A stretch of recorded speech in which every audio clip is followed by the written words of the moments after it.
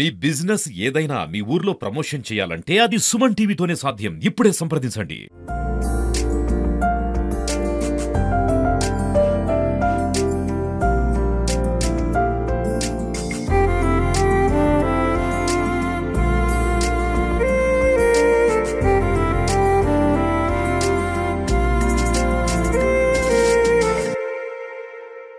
నమో వెంకటేశాయ. ఈరోజు కూటమి ప్రభుత్వం వచ్చిన తర్వాత తిరుమల తిరుపతి దేవస్థానం గత సంవత్సరం 2024 నవంబర్లో కరెక్ట్గా ఇదే తారీఖు రోజు టీటీడీ చైర్మన్గా బిఆర్ నాయుడు గారు, అలాగే జనసేన పార్టీ తరపున పవన్ కళ్యాణ్ గారు తరపున అక్కడ టీటీడీలో బోర్డు మెంబర్లుగా వచ్చిన రంగశ్రీ గారు, మహేందర్ రెడ్డి గారు, అలాగే మన ఆనంద్ సాయి గారు, ఇంకా అనేక మంది పార్లమెంట్ సభ్యులందరూ కూడా ప్రమాణ స్వీకారం చేసి సంవత్సరం పూర్తవుతున్న సందర్భంలో ఈరోజు వాళ్ళకి ఇక్కడున్న తిరుపతిలో వైకుంఠపురం ఆర్చ్ దగ్గర ఉన్న ఆటో కార్మికులు, అలాగే డైలీ కార్మికులు, భవన నిర్మాణ కార్మికులందరూ కూడా ఒక పూట భోజనం ఏర్పాటు చేయడం జరిగింది.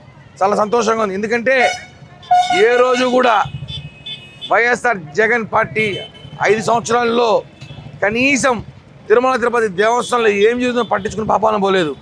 మేము ఛాలెంజ్ చేస్తున్నాం. ఈ 5 సంవత్సరాల్లో టీటీడీ చైర్మన్ గారు కానివ్వండి, మీరు గత వైఎస్ఆర్ కాంగ్రెస్ పార్టీలో ఉన్న చైర్మన్ గారు కానివ్వండి, అప్పుడున్న బోర్డు మెంబర్ కానివ్వండి, ఏ రోజున ఒక లిస్టు ఇన్ని టికెట్లు ఇచ్చాం, మేము ఇన్ని టికెట్లు భక్తులకు ఇచ్చామని చెప్పి లిస్టు బయట పెట్టారు. ధైర్యంగా పెట్టారా? లేదు. ఈరోజు మేము ఛాలెంజ్ చేస్తున్నాం. బిఆర్ నాయుడు గారు చైర్మన్ ఈ సంవత్సరం అవుతుంది. ఈ సంవత్సరంలో ఒకసారి ఆయన లిస్టు చూడండి, అలాగే మా బోర్డు మెంబర్ లిస్టు చూడండి, ఒక్కసారి తిరుమల పరిస్థితి చూడండి. ఇక్కడ ఈఓ గారు కానివ్వండి, అడిషనల్ వెంకయ్య చౌదరి గారు కానివ్వండి, అనిల్ కుమార్ సింఘాల్ గారు కానివ్వండి, ప్రతి ఒక్కరు భక్తులకి ఏ విధంగా మేము సహకరిస్తున్నామో, అసలు రోజు భవిష్యత్తులో ఎప్పుడైనా సరే భక్తులు దర్శనం చేసుకుని వెళ్ళిన తర్వాత ఫోన్లు చేసి వాళ్ళు డేటా కనుక్కున్నారా, వాళ్ళకి ఎలా దర్శనం అయింది, ఎలా రూమ్లు ఇచ్చా కనుక్కున్నారా? ఆ పాపాన పోలేదు. ఈరోజు ఈ కూటమి ప్రభుత్వం వచ్చినాక ప్రతి భక్తుడికి కొండకొచ్చి దర్శనం చేసుకుని ప్రతి భక్తుడికి వాళ్ళకి కాల్ సెంటర్ నుంచి ఫోన్ వెళ్తుంది. మీరు సంతృప్తి చెందారా? దర్శనం బాగైందా? తిరుమలలో మీకు ఏర్పాటు ఎలా ఉన్నాయనేసి 92% పైగా ఓటింగ్, పాజిటివ్ ఓటింగ్ వచ్చింది.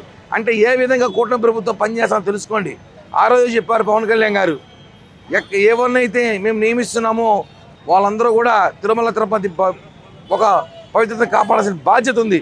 దయచేసి తిరుమల రాజకీయం చేయకూడదని చెప్పి ఆలోచనతోనే గతంలో కూడా మా పార్టీ తరపున రాజకీయ నాయకులను కాకుండా భగవంతుని సేవలు చేసేవారికి మేమందరం కూడా టీటీడీ బోర్డు మెంబర్ ఇవ్వడం జరిగింది. ఈరోజు చెప్తున్నాం, మరొకసారి ఇలానే ఇంకా రాబోయే రోజుల్లో కూడా ఉన్న పదవి కాలం కూడా భక్తులకి మంచి చేస్తూ అన్ని ఏర్పాట్లు మంచిగా చేస్తూ టీటీడీని ఇంకా దినదిన అభివృద్ధి చేస్తూ ధర్మ పరిషత్తుని కాపాడాల్సిన బాధ్యత టీటీడీ చైర్మన్ బిఆర్ నాయుడు గారికి, అలాగే పాలకమండలి సభ్యులు గారికి ఉంది. మరొకసారి వీళ్ళందరికీ కూడా జనసేన పార్టీ తరఫున హృదయపూర్వక అభినందనలు తెలియజేస్తున్నాం.